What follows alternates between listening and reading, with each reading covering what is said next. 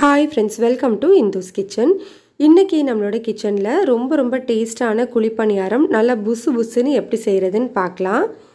இந்த மெத்தட்ல நீங்க இனிப்பு குழி பணியாரம் செஞ்சு பாருங்க. டேஸ்ட் வந்து ரொம்ப சூப்பரா இருக்கும்.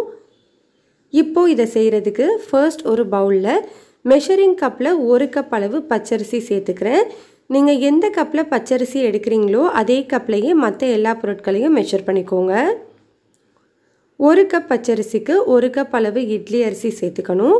இது கூட 1/2 கப் அளவு உளுந்து, கூடவே 1/2 டீஸ்பூன் அளவு வெந்தயம், குழிப்பணியாரம் நல்ல கோல்டன் கலர்ல கிடைக்கிறதுக்காக இது கூட 1 டேபிள்ஸ்பூன் அளவு கடலைப்பருப்பு சேர்த்துக்கலாம். இப்போ இது எல்லாத்தையுமே தண்ணியில 2 முறை நல்லா கழுவி எடுத்துக்கோங்க. அரிசி பருப்பெல்லாம் நல்லா கழுவினதுக்கு அப்புறமா இதுல ஒரு 5 கப் அளவு நல்ல தண்ணி சேர்த்து ஒரு 4 மணி நேரத்துக்கு ஊற வச்சுக்கோங்க. இப்போ இது கிட்டத்தட்ட ஒரு 4 மணி நேரம் ஊறி இருக்கு. பாருங்க அரிசி பருப்பு எல்லாமே நல்லா ஊறி வந்திருக்கு.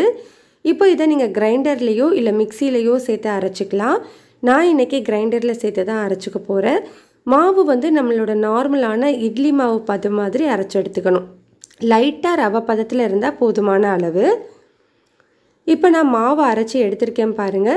குழிப்பணியாரம் நல்லா புசு புசுன்னு வரதுக்கு ரொம்பவே முக்கியமான டிப்ஸ் என்னன்னா மாவு வந்து கெட்டியா அரைச்சு எடுத்துக்கணும். மாவு அரைக்கும் போது ரொம்ப தண்ணி சேர்த்துற வேண்டாம். பாருங்க இந்த அளவுக்கு நல்லா கெட்டியா இருக்கணும். அப்போதான் நம்ம வெள்ளை தண்ணி சேர்த்ததுக்கு அப்புறமா கரெக்டான பதத்துல நமக்கு வரும்.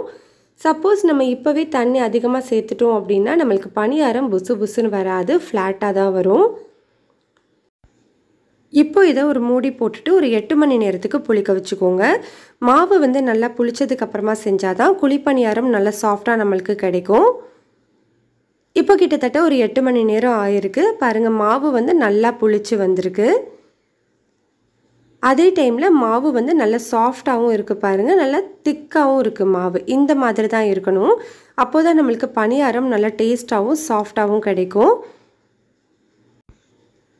இப்போ இது இருக்கட்டும். இதுக்கு ஒரு வெள்ளை பாகு ரெடி பண்ணிக்கலாம். அதுக்கு ஒரு பாத்திரத்துல மெஷரிங் கப்ல 1/4 கப் அளவு பொடிச்ச வெல்லம் சேர்த்துக்கிறேன். உங்களுக்கு இனிப்பு கொஞ்சம் கம்மியா வேணும் அப்படின்னா நீங்க 1 கப் அளவு சேர்த்துக்கலாம். இது கூட 2லேருந்து 3 டேபிள்ஸ்பூன் அளவு தண்ணி சேர்த்துட்டு இதை நல்லா கலந்து விட்டுக்கோங்க. இந்த வெல்லம் வந்து நல்லா கரைஞ்சா மட்டுமே போதும். பாகுபதம்லாம் எதுவும் கிடையாது. இப்போ நமக்கு வெல்லம் நல்லா கரைஞ்சு வந்திருக்கு. ஸ்டவ் ஆஃப் பண்ணிட்டு இதை வடிகட்டி தனியா எடுத்து வச்சுக்கோங்க. நம்ம வடிகட்டி வச்சிருக்கிற வெள்ளை தண்ணி வந்து கொஞ்சம் ஆறணும். ஆறினதுக்கு அப்புறமா தான் நம்ம மாவுல சேர்க்கணும். சூடா சேர்த்துடக்கூடாது. இப்போ நம்மளுக்கு ஆறிடுச்சு. இதை நம்ம மாவுல சேர்த்துக்கலாம். இது கூட ஒரு 2லேருந்து 3 டேபிள்ஸ்பூன் அளவு துருவின தேங்காய் சேர்த்துக்கோங்க. தேங்காய் சேர்க்கறது வந்து ஆப்ஷனல் தான். உங்களுக்கு விருப்பம் இருந்தால் சேர்த்துக்கலாம், இல்லைன்னா ஸ்கிப் பண்ணிக்கலாம். இது கூட ஒரு 4 ஏலக்காயை தட்டிட்டு சேர்த்துருக்கேன். ஏலக்காய் தூள் சேர்க்குற மாதிரி இருந்ததுன்னா 1/2 டீஸ்பூன் அளவு சேர்த்துட்டு நல்லா கலந்து விட்டுக்கோங்க. வெள்ளை தண்ணி வந்து அடியில் போய் தங்கிடும். அதனால கரண்டியை அடியிலேருந்து நல்லா கொடுத்து மிக்ஸ் பண்ணி விட்டுக்கோங்க. இப்போ நம்மளுக்கு மாவு ரெடி பண்ணதுக்கு அப்புறமா கண்டிப்பாக கொஞ்சம் தண்ணி இருக்கும். இதை சரி பண்ணுறதுக்காக இது கூட ஒரு 2லேருந்து 3 டேபிள்ஸ்பூன் அளவு ரவை சேர்த்துக்கலாம்.